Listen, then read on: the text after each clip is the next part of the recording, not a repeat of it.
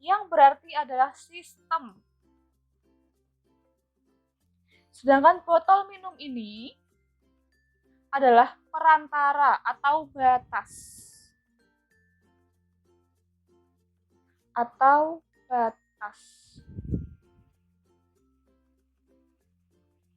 Batas apa? Batas antara sistem dan juga lingkungan. Jika di sini sistemnya itu adalah air panas, maka lingkungannya itu bisa berupa udara dan juga bisa berupa tangan. Nah, jika berupa tangan, maka contohnya ketika kita memegang botol yang berisi air panas seperti ini, tangan kita akan merasakan panas, iya kan? Karena ini isinya air panas, maka tangan kita akan merasakan panas. Lalu, apakah hanya bisa merasakan panas saja? Tidak, tapi misalnya kita membuka botol ini, maka ada uap air yang bisa keluar masuk dari sistem. Sedangkan ketika kita menutup botol seperti ini, yang bisa keluar masuk sistem adalah panasnya saja. Kedua, yaitu adalah hubungan antara sistem dan lingkungan. Contohnya masih sama ya, ini ada air panas yang ada di dalam botol minum. Nah, hubungannya itu apa? Jika sistem atau air panas ini dapat mengalami kerja atau bisa mendapatkan kerja dari lingkungan. Selain itu, sistem juga bisa melepaskan kalor ke lingkungan dan lingkungan memberikan kalor ke sistem. Jadi, sistem bisa melepaskan kalor ke lingkungan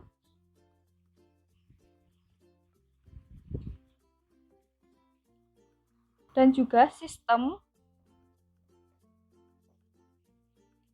bisa mendapatkan kalor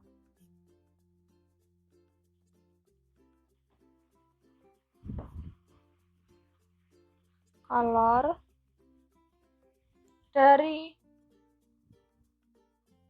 lingkungan.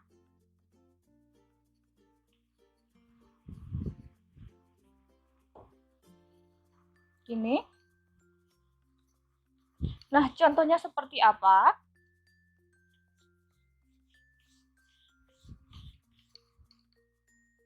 Contohnya sistem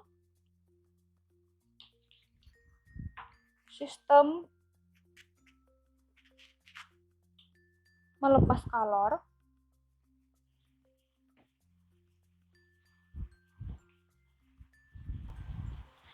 Contoh dari sistem melepas kalor yaitu ketika air panas yang di dalam botol ini kita diamkan, maka lama-kelamaan airnya akan menjadi dingin atau menjadi air biasa, bukan air panas lagi. Nah, itu yang dinamakan sistem melepas lingkungan. Jadi, air panas didiamkan,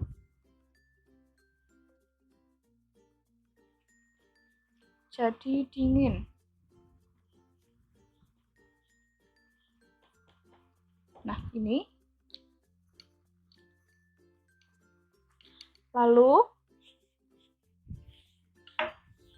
sistem mendapatkan kalor atau lingkungan memberi kalor ke sistem ketika air biasa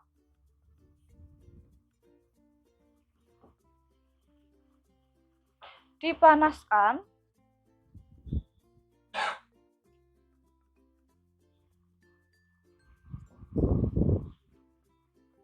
maka akan menjadi air panas.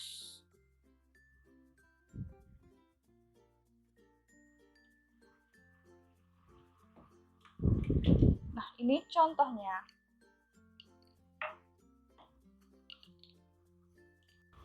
Oke, untuk sistem sendiri itu ada 3 macam. Yang pertama ada sistem terbuka, ada sistem tertutup, dan juga ada sistem terisolasi. Nah, masing-masing akan kita bahas, akan kita pelajari satu persatu, mulai dari sistem terbuka hingga sistem terisolasi. Nah, apa saja itu sistem terbuka, sistem tertutup, dan sistem terisolasi, dan apa saja contohnya di dalam kehidupan kita sehari-hari dan di dalam reaksi kimia. Yuk mari kita pelajari berikut ini. Yang pertama adalah sistem terbuka. Jadi sistem terbuka adalah suatu sistem yang memungkinkan terjadinya perpindahan kalor dan zat atau materi antara lingkungan dan juga sistem. Misalnya apa? Misalnya di sini ada contoh adalah gelas. Nah, gelas ini yaitu tadi namanya dari sistem dan juga lingkungan. Jika gelas ini kita isi air, nah airnya ini akan terkena debu atau terkena udara, akan masuk ke air sehingga terjadinya perpindahan zat atau materi dan juga terjadinya perpindahan kalor. Perpindahan kalor seperti apa? Jika gelas ini diisi dengan air panas, maka lama-kelamaan air panas tersebut akan menjadi air dingin atau air biasa. Nah, itu yang dinamakan perpindahan kalor. Jadi perpindahan kalor ini yang tadinya air panas atau yang tadinya air dingin, air es, akan menjadi air biasa. Dan jika perpindahan zat atau materi di dalam air yang di dalam gelas ini akan terkena debu, terkena kemasukan semut, atau terkena sesuatu dari lingkungan gitu. Yang kedua yaitu sistem tertutup. Yuk kita pelajari selanjutnya. Nah, yang kedua yaitu adalah sistem tertutup. Jadi, sistem tertutup yaitu suatu sistem yang memungkinkan terjadinya perpindahan kalor antara sistem dengan lingkungan. Jadi, kalau yang sistem terbuka tadi perpindahan kalor dan juga materi, sedangkan yang tertutup ini adalah perpindahan kalor saja. Nah, contohnya apa? Contohnya yaitu botol minum ini. Ketika air panas kita masukkan ke dalam botol minum yang tertutup seperti ini, jika tadi kan terbuka, nah ini tertutup, maka kalau misalnya air di gelas ini akan kemasukan debu atau lalat atau sebagainya dari lingkungan, nah sedangkan yang botol ini tidak akan kemasukan debu ataupun semut atau segala sesuatu dari lingkungan. Nah, jadi ini yang dinamakan perpindahan materi tadi, adanya debu atau lalat atau semut dari lingkungan, sedangkan yang botol ini tidak akan kemasukan semut atau debu dari lingkungan. Tetapi dua-duanya ini tetap ada perpindahan kalor. Jadi dua-duanya ini jika dimasukkan air panas, maka tetap air panas itu akan menjadi air biasa atau air dingin begitu. Yang ketiga yaitu ada sistem terisolasi, yaitu suatu sistem yang tidak memungkinkan terjadinya perpindahan kalor dan materi antara sistem dan lingkungan. Contohnya apa? Nah, di sini ada air panas yang ditaruh pada termos. Nah, jika kalian menaruh air panas pada termos, maka air panas di dalam termos ini akan awet kan? Nah, ini adalah contoh dari sistem terisolasi. Jadi, tidak ada perpindahan kalor atau air panas akan tetap panas walaupun didiamkan beberapa saat, bahkan beberapa hari di dalam termos, maka air panas ini tetap menjadi panas karena tidak ada perubahan kalor dan juga tidak ada perubahan materi karena termos ini tertutup, tidak terbuka. Gitu. Membedakan antara reaksi eksoterm dan juga reaksi endoterm. Sekarang kita mulai dari eksoterm dulu ya. Ini nanti kita akan mulai dari yang sini dulu, yang eksoterm. Nah, eksoterm itu apa? Eksoterm berartinya adalah kalor yang keluar dari sistem ke lingkungan. Ciri-cirinya, jika tadi ada botol seperti ini, kalor yang keluar tadi menyebabkan suhu menjadi naik, atau ketika air panas yang ada di dalam botol kita pegang, suhu tangan kita ini menjadi panas. Nah, inilah yang menandakan adanya reaksi eksoterm di dalam sistem. Jadi seperti ini, untuk grafiknya adalah seperti ini. Ini adalah grafik dari eksoterm.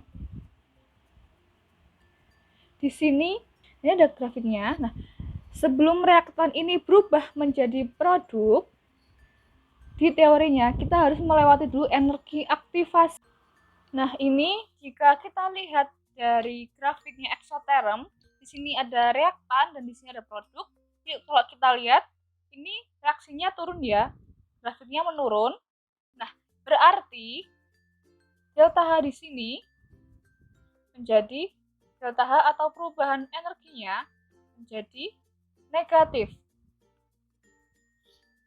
Karena delta H itu rumusnya delta H sama dengan H produk atau HP dikurangi H reaktan atau HR.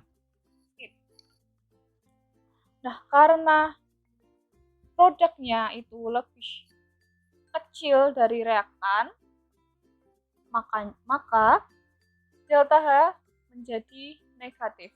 Ini ya, ini rumusnya dan hasilnya adalah negatif. Itu lanjut ke endoterm. Yang selanjutnya kita berbicara mengenai reaksi endoterm. Nah, ini kebalikannya dari eksoterm.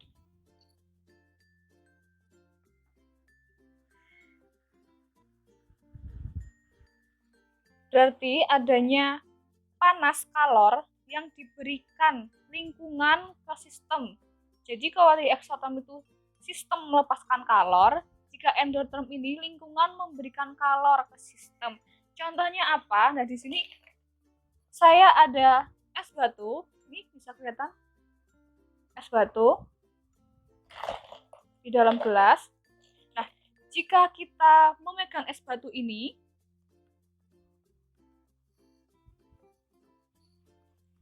maka es batu ini menyebabkan tangan kita menjadi dingin. Jadi, kalor yang diberikan dari lingkungan ke sistem ini menyebabkan suhu menjadi turun, sehingga ketika kita memegang es batu ini, ketika tangan kita memegang es batu ini, maka tangan kita akan menjadi dingin. Begitu. Nah, itu perbedaannya. Untuk sekarang kita akan melihat grafiknya. Ini sudah terlihat ya perbedaan dari eksoterm dan endoterm. Nah, seperti tadi ya, ketika reaktan ini jika ingin berubah menjadi produk, maka melewati kompleks teraktivasi. Tadi sama seperti tadi ya, jika reaktan ingin berubah menjadi produk, maka melewati kompleks teraktivasi dengan senilai energi aktivasi tertentu. Lalu kita lihat reaktan dengan produk itu naik atau turun. Kalau di energi eksoterm ini kan turun ya, reaktan ke produk turun. Sedangkan untuk yang endoterm ini naik reaktan ke produknya. Maka hal ini menyebabkan delta H menjadi positif. Jadi kalau eksoterm ini delta-nya negatif, kalau endoterm delta-nya positif. Jadi untuk rumus di endoterm ini yaitu delta H sama dengan H produk atau HP dikurangi H reaktan atau HR. Nah, karena H produknya ini lebih besar daripada H reaktan, maka delta H-nya menjadi positif. Nah, jadi inilah perbedaan antara eksoterm dan endoterm. Materi selanjutnya yang akan kita bahas yaitu mengenai entalpi dan perubahan entalpi. Entalpi itu apa? Entalpi adalah energi kalor yang dilepaskan atau yang diserap oleh sistem pada tekanan tetap. Ini ya, pada tekanan tetap. Nah, besarnya entalpi sendiri sukar diukur. Hanya perubahan entalpi atau delta H yang dapat ditentukan nilainya. Nah, di sini kita ada contoh dari reaksi. Jika di kelas 10 dulu, kalian hanya sampai di sini saja ya. Misalnya ini CH3OH bereaksi dengan oksigen menjadi karbon dioksida dan uap air. Kalau di kelas 1 hanya sampai di sini saja, sampai reaksi yang ini. Tetapi kalau untuk reaksi persamaan termokimia, jangan lupa kita menyertakan juga delta H-nya atau perubahan entalpinya. Untuk perubahan entalpinya, untuk reaksi yang berjalan secara eksoterm, berarti perubahan entalpinya adalah negatif. Lalu jika reaksinya ini ekso, jika reaksinya ini berjalan secara endoterm, maka perubahan entalpinya adalah positif. Ini endo. Lalu, membacanya ini seperti apa? Contohnya untuk reaksi yang pertama ini adalah pembakaran 1 mol cairan CH3OH dengan 1,5 mol gas O2 menghasilkan 1 mol gas CO2 dan juga 2 mol gas H2O. Reaksi ini melepaskan kalor, karena ekso maka dia melepaskan kalor sebesar 638 kilojoule. Oke, untuk yang reaksi yang ini yang di bawah, dibacanya adalah untuk menguraikan 2 mol gas HCl menjadi 1 mol gas H2 dan 1 mol gas Cl2 membutuhkan 185 kilojoule, membutuhkan kalori sebesar 185 kilojoule. Nah, seperti itu ya contoh dari entalpi. Untuk selanjutnya, kita akan mengetahui mengenai macam-macam perubahan entalpi standar. Selanjutnya, kita ada perubahan entalpi standar atau delta H0. Nah, perubahan entalpi standar ini ada 3 jenis yang akan kita bahas. Yang pertama yaitu perubahan entalpi pembentukan standar atau delta H0F. Yang kedua yaitu ada perubahan entalpi penguraian atau delta H0D. Dan yang ketiga adalah perubahan entalpi pembakaran standar atau delta H0C. Untuk yang pertama, kita akan membahas mengenai perubahan entalpi pembentukan standar. Yuk kita simak video berikut ini. Yang pertama yaitu perubahan entalpi pembentukan standar, yaitu perubahan entalpi reaksi pembentukan standar 1 mol senyawa dari unsur-unsurnya yang diukur pada keadaan standar. Maksud dari keadaan standar ini adalah diukur pada suhu 25 derajat Celcius dan tekanan 1 atm. Jadi diukurnya harus pada suhu 25 derajat Celcius dan tekanan 1 atm yang bisa dikatakan diukur pada keadaan standar. Contohnya seperti apa pembentukan dari entalpi pembentukan standar ini? Yaitu contohnya pembentukan NaCl. Ini contohnya adalah pembentukan NaCl. Di sini kita mereaksikan HCl, larutan HCl direaksikan dengan larutan NaOH menjadi atau membentuk larutan NaCl dan juga H2O yang melepaskan kalor sebesar 410,10 kilojoule per mol. Nah, ini adalah contoh dari perubahan entalpi pembentukan standar seperti ini. Yang kedua yaitu perubahan entalpi penguraian standar. Nah, ini kebalikannya dari pembentukan standar ya tadi yang pertama ya. Nah, sama saja diukur dari keadaan standar. Contohnya, kalau tadi kita adalah pembentukan atau HCl plus NaOH, menjadi NaCl plus H2O. Ini untuk tadi ya, untuk yang pembentukan.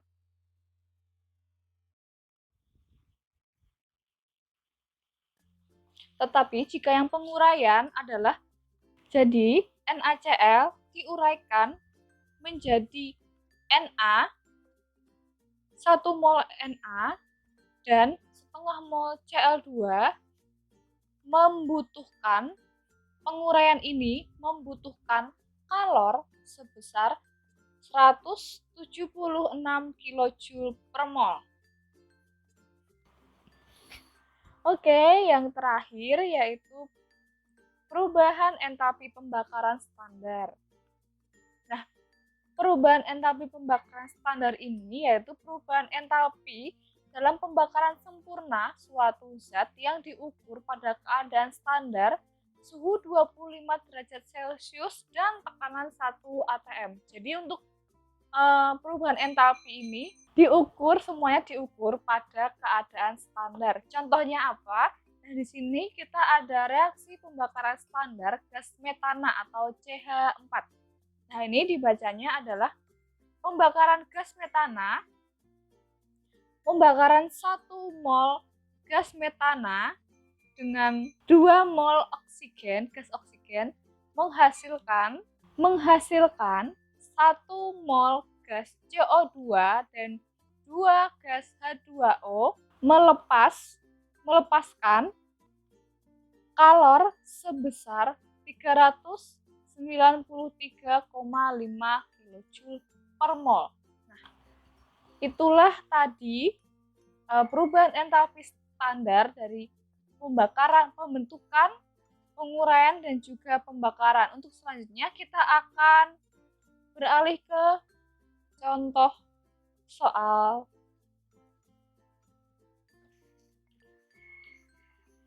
Untuk soal ini kita akan menghitung perubahan entalpi berdasarkan perubahan entalpi standar. Nah, jadi di sini soalnya yaitu jika suatu reaksi dinyatakan dengan pereaksi menjadi hasil reaksi dan harga delta H0F masing-masing zat yang terlibat dalam reaksi tersebut diketahui, maka rumusnya yaitu delta H reaksi sama dengan jumlah dari delta H0F produk dikurangi jumlah dari delta H0F reaksi. Nah, di sini kita ketahui sudah ada daftar dari delta H0F. Yang pertama yaitu C2H5OH sebesar 266 kJ. Yang kedua yaitu harga dari delta H0F CO2 sebesar 394 kJ, dan yang terakhir yaitu harga dari delta H0F H2O sebesar 286 kJ. Nah, bagaimana menghitungnya?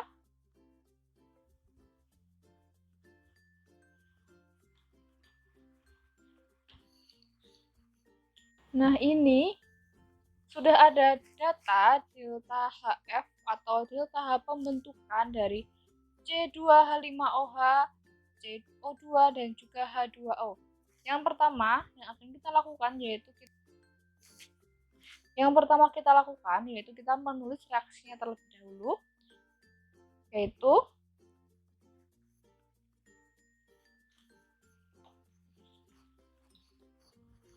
C2H5OH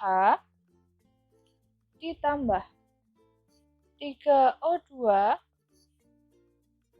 menjadi 2CO2 ditambah 3H2O. Cara penyelesaiannya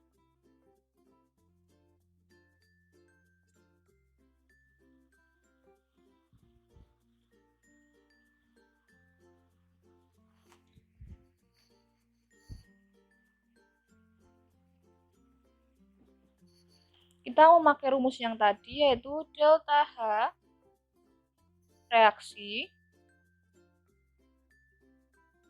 sama dengan jumlah dari delta H produk dikurangi jumlah dari delta H reaksi. Nah, ini produk di sini reaksi ya. Jadi kita pindah ke sini. Delta H reaksi sama dengan, ini produk ya, maka yang ditulis adalah yang di kanan dulu atau produk dulu. Karena ini 2, maka ditulis 2 delta H 0F CO2 ditambah 3 delta H 0F H2O dikurangi delta H 0F C2H5OH ditambah 3 delta H0FO2. Nah, seperti ini caranya. Lalu, setelah sudah jadi seperti ini, kita masukkan data yang di sini ke sini. Jadinya 2 CO2 ini tadi yang mana? Ini ya, CO2 ya. Maka 2 dikali minus 394 kilojoule ditambah, ini ada 3